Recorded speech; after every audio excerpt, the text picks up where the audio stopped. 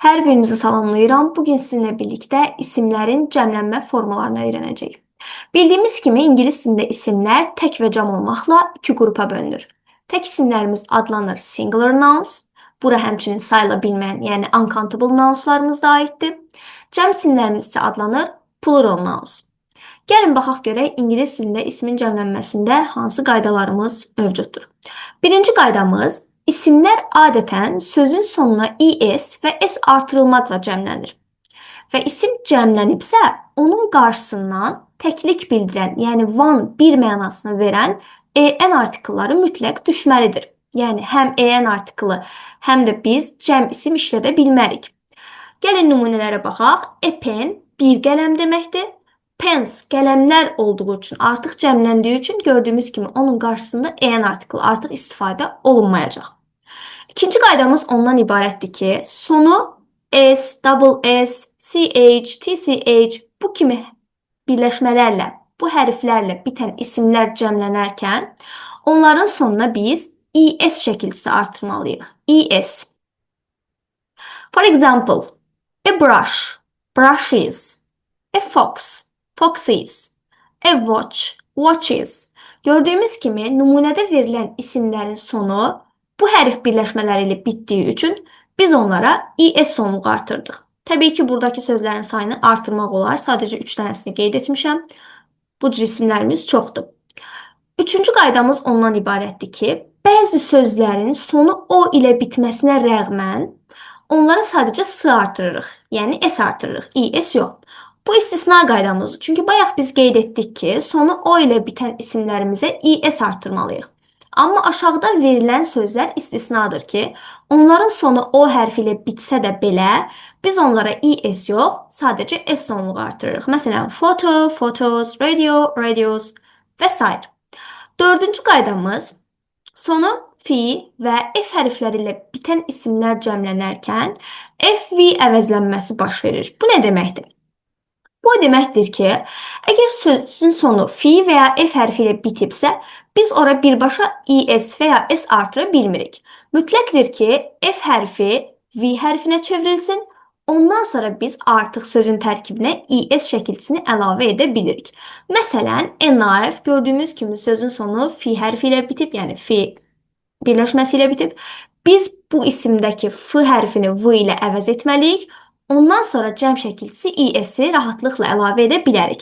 Və yaxud a wife, yenə də sonu fi birləşməsi ilə bitdiyi üçün F-ni mən V hərfinə çevirməliyəm və son və ES şəkilçisini asanlıqla əlavə edirəm və artıq isimimiz cəmlənmiş olur. Yəni, bu hərfləri əvəzləmədən S artırsam, ES artırsam, təbii ki, yanlış şəkildə onları cəmləmiş olacağım. Ona görə bu istisna qaydaları mütləq yadda saxlamalısınız.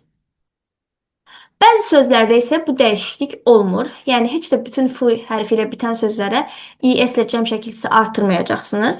Məsələn, a cliff sonu F hərfi ilə bitməsinə rəğmən sadəcə biz S şəkilçisindən istifadə etdik, ES-dən yox. Məsələn, believe, burada da F-V əvəzlənməsi heç birində baş vermir. Yəni, biz bunlara sadəcə S sonluğu artıraraq onları cəmləyə bilirik. Bunlar da istisna sözlərimizdir və bunlar əzbərlənməlidir ki, biz digər sözlərlə onları qarışıq salmayaq. Həmçinin hər iki cür cəmlənən isimlərimiz var. Scarf, hoof, wharf. Bu isimləri isə biz həm ES ilə cəmləyə bilərik, F-V əvəzlənməsini etdikdən sonra təbii ki. Həmçinin biz onlara sadəcə S sonluğu da artıra bilərik. Yəni, hər iki halda bu doğru götürüləcək, hər iki hal qəbul ediləndir. Beşinci qaydamız ondan ibarətdir ki, sonu Y ilə bitən isimlərdə əgər Y hərfindən öncə samit səs gələrsə, cəmlənərkən Y-I əvəzlənməsi baş verir. Bundan sonra biz sözə ES artırırıq. Bayaq fi hərfi ilə bitən sözlərdə F-V əvəzlənməsi baş verirdi. Sonra ES artırırdıq. Y hərfi ilə bitən sözlərdə isə qaydamız ondan ibarətdir ki, Y-dan əvvəl samit gəlibsə, Y İ-yə çevrilməlidir. Bundan sonra biz sözün sonuna ES şəkilçisini asanlıqla artıra bilərik. Gəlin nümunəmizə baxaq. City, görürsünüz ki, Y-dan qabaq T hərfi, yəni samit səs gəlib. Ona görə də biz Y-ni İ-yə çeviririk. Bundan sonra ES şəkilçisini artıra bilirik. Əgər Y hərfindən öncə sait səs gəlibsə, o zaman sözə sadəcə S artırsanız, bu doğru olacaq. Məsələn, a day. Gördüyünüz kimi Y hərfindən qabaq sait səs gəlib. A saitdir. Ona görə də mən burada heç bir dəyişiklik etmirəm. Sadəcə s artırıram və artıq ismim cəmlənibdir. 6-cı qaydamız ondan ibarətdir ki, bəzi isimlərin tək cəm forması eynidir. Məsələn, a sheep, qoyun, artiklını buradan götürürəm.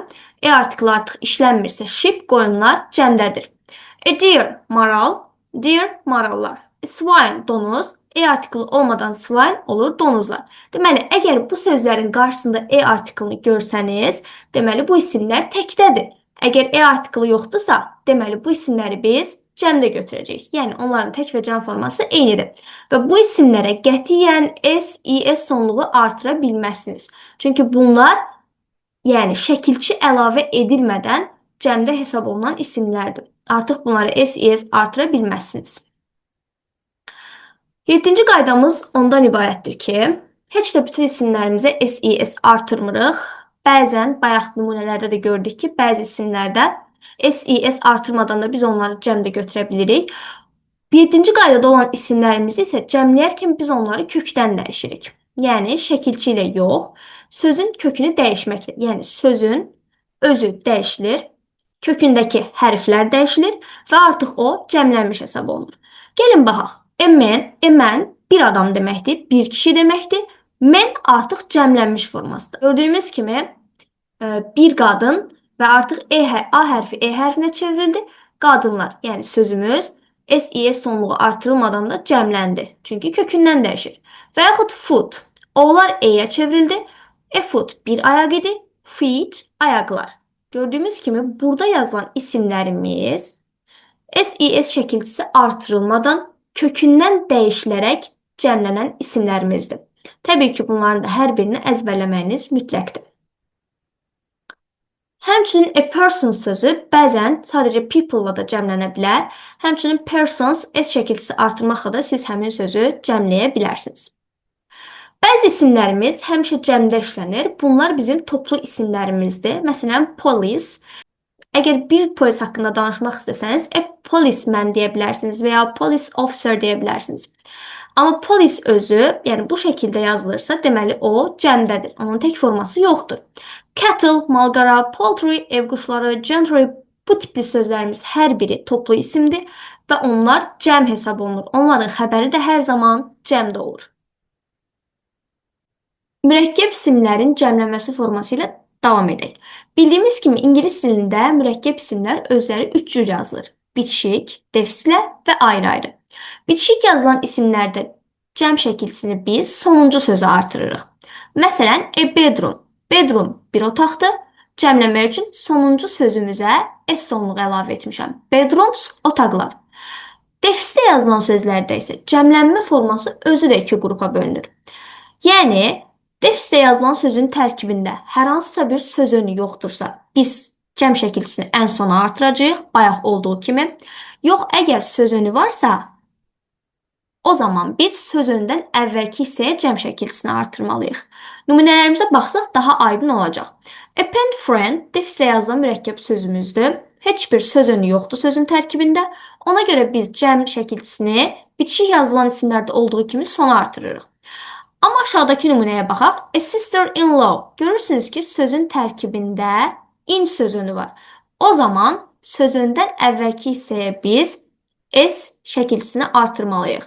Yəni, sisters-in-law. İndən əvvəlki hissəyə, sözündən əvvəlki hissəyə cəm şəkilçisi artırmalıyıq. Yəni, law sözünü artırsaq, bu təbii ki, yanlış olacaq. Söz önlü isimlərdə biz cəm şəkilçisini söz öndən əvvəl artırmalıyıq. Həmçinin 3-cü qaydamızda tərkibində mən, woman sözləri olan mürəkkəb sözlərin cəmlənməsi öz əksini tapır. Gəlin baxaq görək, bu isimlərdə biz cəmlənməni necə həyata keçiririk. Əgər mən, woman sözləri sonda işlənibsə, yəni ikinci tərəfdə işlənibsə, o zaman yalnız ikinci tərəf cəmlənir. Yəni, mən, woman sözləri olan tərəf cəmlənir. Gəlin baxaq, a sportman bir idmançı deməkdir, sportmen idmançılar deməkdir. Mən sözü sözün ikinci tərəfində işləndiyi üçün mən sadəcə bu hissəni cəmlədim və kökündən dəyişərək cəmləndiyi üçün bayaq keçdik. Ona görə də sadəcə A hərfi E hərfinə çevrilib və artıq bu cəmlənmiş hesab olundu. Və yaxud a postman, poçtalyon, bir poçtalyon deməkdir. Postman, poçtalyonlar. Yenə də kökündən dəyişərək cəmləndi və yalnız ikinci tərəfi cəmlədik. Əgər mən, woman sözləri sözün birinci tərəfində işlənibsə, o zaman biz hər iki tərəfi cəmləməliyik. Buna görə də gəlin nümunələrə baxaq. A man doctor bir həkim deməkdir, bir kişi həkim. Men doctors kişi həkimlər deməkdir. Burada mən sözü sözün birinci tərəfində işləndiyi üçün biz hər iki tərəfi mütləq cəmləməliyik. Deməli, buradan bu cür başa düşdük ki, mən, woman sözləri sözün birinci hissəsində işlənəndə biz hər iki tərəfi cəmləməliyik. Mən, woman sözləri sözün ikinci hissəsində işlənibsə, sadəcə onlar olan hissəni, yəni ikinci tərəfi cəmləməliyik. Düşünürəm ki, bugünkü videomuz da sizin üçün çox faydalı oldu. Bu cür videoların davamı üçün bizə yorum yazmağı unutmayın. Həmçinin növbəti izah edəcəyim mövzunu sizin yorumlarınıza əsasən seçəcəm. Hansı mövzunun izahını istəyirsinizsə, onu yorumda qeyd edin. Hələlik!